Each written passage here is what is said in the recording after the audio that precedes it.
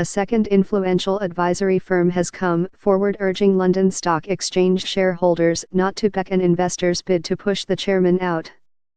Glass Lewis has told its clients that the Children's Investment Fund, TCI, run by hedge fund billionaire Sir Christopher Hahn, had failed to present a sufficiently compelling case to remove Chairman Donald Brittain.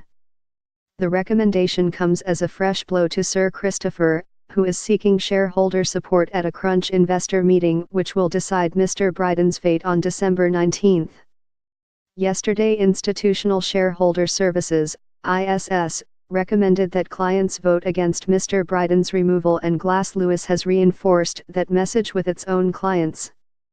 Sir Christopher, whose hedge fund owns 5% of the exchange, embarked on a highly public campaign to oust Mr. Brittain last month after growing convinced that Chief Executive Xavier Rolet was forced to resign. The bitter bust-up escalated to such an extent that Mr. Rolet left last week, a year earlier than planned. Glass Lewis said forcing him to exit before his contract ends in 2019 would impair the hunt for another chief executive, which is currently a key priority for the exchange. We see no reason to believe that the board failed to properly oversee the company during the CEO transition process, Glass Lewis told clients.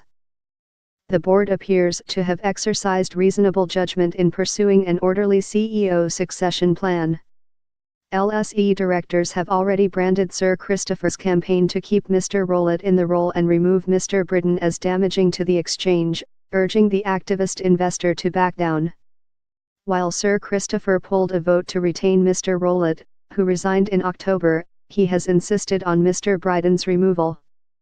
However, to succeed in his fight to oust the chairman, he will need more than half of the investors who vote on December 19 to back his exit. A spokesman for TCI declined to comment.